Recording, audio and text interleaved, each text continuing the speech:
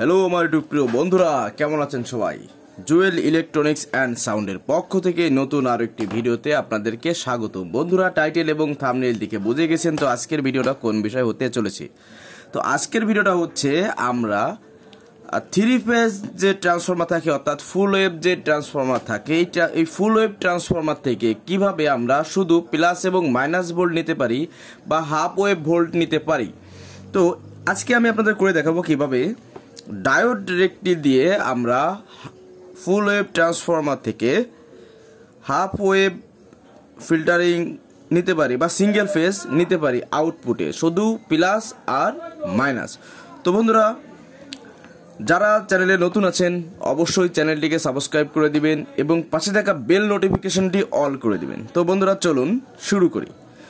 তো আপনাদেরকে বলি, এটা হচ্ছে 50-050 একটি ট্রান্সফরমার। আমি ট্রান্সফরমারটি কারেন্টে লাগিয়ে নিচ্ছি, আপনাদেরকে ভোল্টেজটা একটু চেক করে দেখাই। তো আমি সিরিজে লাগিয়েছি এটা, তো আমাদের লাইন এসেছে এ পর্যন্ত। তো দেখুন, আমি সিলেকশন নবটি আমি 200 ভোল্টে দিয়েছি এসিতে। তো এটা যেহেতু আমাদের মাঝখানটা কমন হবে, তো আমি এই পাশের ভোল্টেজটা একটু মাপ দেব।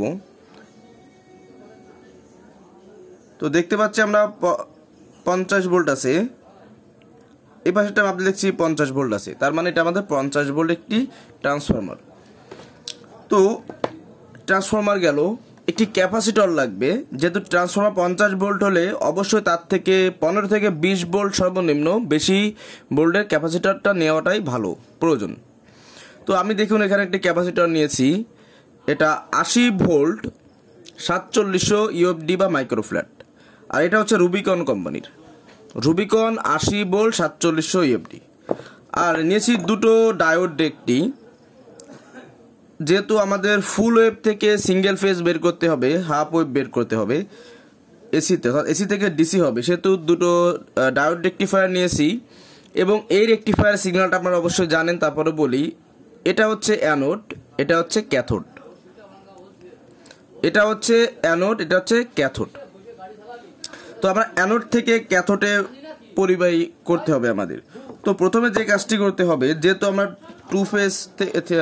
থ্রি ফেজ থেকে আমরা 2 ফেজ করব, তো আমাদের এই যে ক্যাথোড যে পাশটি সাদা চিহ্ন দেওয়া, এই পাশ দুটিকে আগে আমাদের এইভাবেতে শর্ট করে নিতে হবে। তো এইভাবেতে শর্ট করে নিবেন আপনারা, প্লাস দিয়ে হোক অন্য কিছু দিয়ে হোক সমস্যা নাই। এভাবে শর্ট করে নিয়ে একটু ঝালাই করে নিতে হবে, নতুবা এই প্যাচটা অনেক সময় খুলে যায়, সমস্যা হয়। তো দেখুন আমি এটাকে ঝালাই করে নিচ্ছি।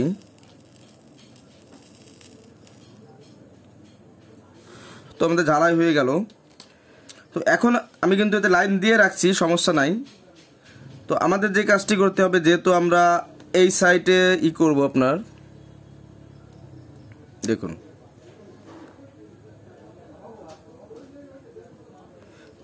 এই সাইডে তারটা লাগাতে হবে, সেই জন্য আমি একটু সোল্ডারিং করে নিচ্ছি।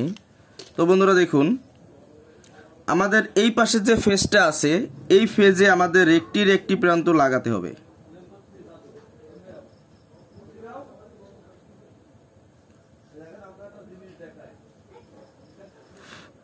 তো একটি প্রান্ত আমি এখানে লাগিয়ে দিয়েছি, এটা কিন্তু অ্যানোডে লেগেছে, আর এই পাশেরটা আমরা এভাবে লাগিয়ে দেব।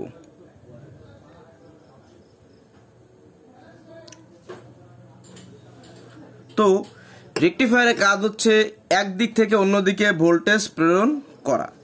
তো দেখুন এই মুহূর্তে আমাদের এই লাল মানে এই কমন অর্থাৎ গ্রাউন্ডের এই পেজের মাথা আর এই রেকটিফায়ারের এই মাথা ধরি, তো এটা ডিসি হয়ে যাবে। তো আমি এখন দেখুন আপনাদের একটা জিনিস দেখাচ্ছি। তো ডিসি যেহেতু হয়েছে, ক্যাপাসিটর এখনো দিয়ে পারিনি, আমি একটু আপনাদের মেপে দেখাচ্ছি। দেখুন ডিসিতে আমি ভোল্ট সিলেকশন করে দিয়েছি। তো আমি মিটারে কালো প্রুফটি ধরবো হচ্ছে গ্রাউন্ডে, আর লাল প্রুফটি ধরবো হচ্ছে এই রেকটিফায়ারের মাথায়। তো দেখতে পাচ্ছেন, আমরা এখানে দেখতে পাচ্ছি 46.5 ভোল্ট এসেছে ডিসি। তো এইটা কিন্তু ডিসি হয়েছে ঠিকই, কিন্তু পিওর ডিসি কিন্তু হয়নি। তো এটার জন্য আমাদের প্রয়োজন হবে এই যে ক্যাপাসিটরটি দেখতে পাচ্ছেন, এই ক্যাপাসিটরের একটি প্রান্তে আমাদের এই যে রেকটিফায়ারের যে প্রান্তটি আছে এটা হচ্ছে প্লাস, তাহলে ক্যাপাসিটরের এটা যদি মাইনাস হয় এটা হবে প্লাস, তো প্লাস প্রান্তটি আমাদের এই রেকটিফায়ার এখানে লাগাতে হবে।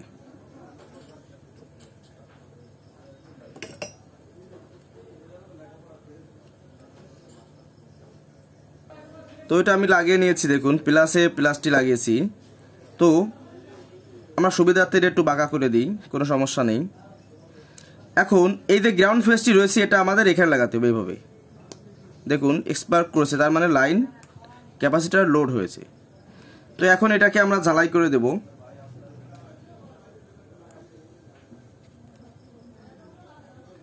ঝালাই করে দিলাম।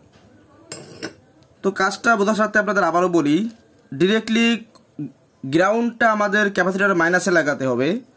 আর এই যে দুটো ভোল্ট আমরা নিয়েছি ইসের থেকে, এই যে দুটো ফেজ এসে ডায়োডটি হয়ে আমাদের এখানে ঢুকছে, তার মানে এখন এটা কিন্তু চার্জ, এই ক্যাপাসিটর কিন্তু এখন চার্জ লোড হয়ে গেছে।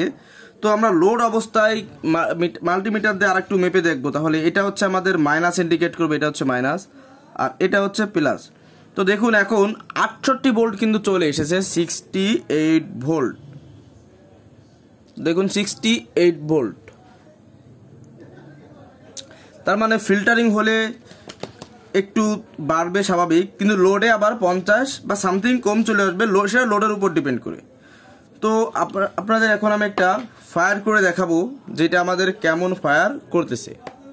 তো আমি একটু তার নিয়েছি এবং এখানে দেখুন এই যে মাইনাস প্রান্তে একটি তার লাগিয়ে এই প্রান্ত থেকে একটু শর্ট দিব, দেখুন